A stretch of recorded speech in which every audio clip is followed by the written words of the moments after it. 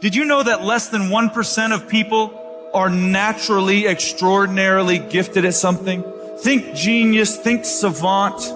Do you know what that means for us, the other 99+% of people?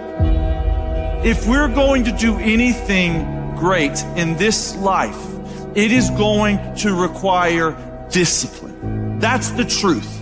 If you are going to accomplish anything extraordinary with the days on this planet, it is going to require you pushing through the discomfort and embracing the grind and disciplining yourself. If you want to live your best life, your absolutely best life, you gotta do me a huge favor. You gotta watch them choices you make. People make bad choices. They wake up and make another bad choice. They make another bad choice. Now they got a habit of bad choices.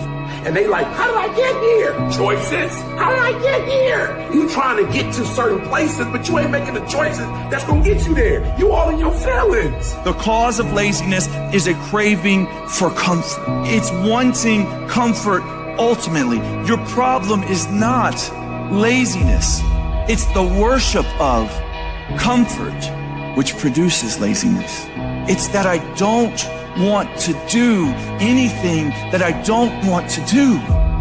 It's believing this lie that if it doesn't come completely natural to me, if it's not easy, then I shouldn't have to do it, or maybe I'm doing the wrong thing. You have to make a choice. Either you're going to resort back to your old place and remain comfortable and miss the opportunity, or you're going to have to want it bad enough to get out of your comfort zone. You can lie to yourself and then you don't need discipline. You can tell yourself everything's okay and then you don't need discipline. You can tell yourself, you can lie to yourself and say that you're winning and then you don't need discipline. But if you tell yourself the truth, if you tell yourself the truth that you know you could be better, you know you could do more, if you tell yourself the truth, you won't have to find discipline. Discipline will find you. The greatest version of you is not the I can do anything version of you. The greatest version of you is the disciplined version of you. The greatest version of you is the version that has parameters. No, I don't do that. I don't drink that. I don't go there with these people. I'm focused. I have a prize that's in front of me.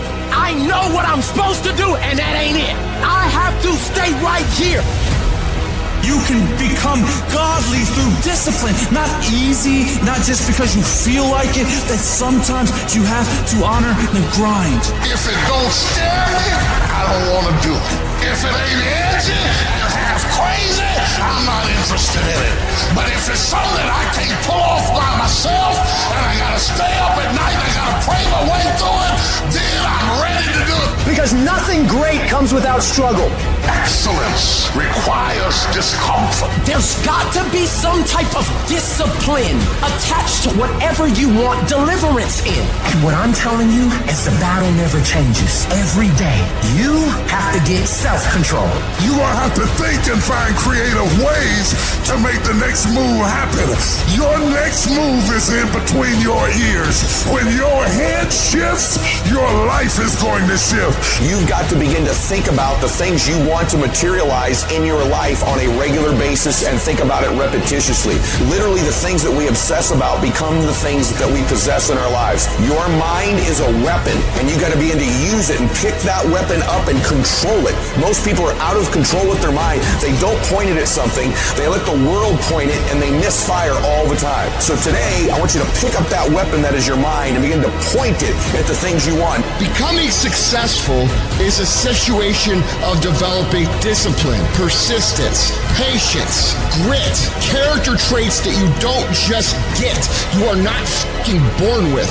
It's going to come down to you developing the ability to do the things that you don't feel like doing because you know that it's the right thing to fucking do. So often, we want to blame circumstances for the way things are. We want to blame genetics for the reason we're kind of fat.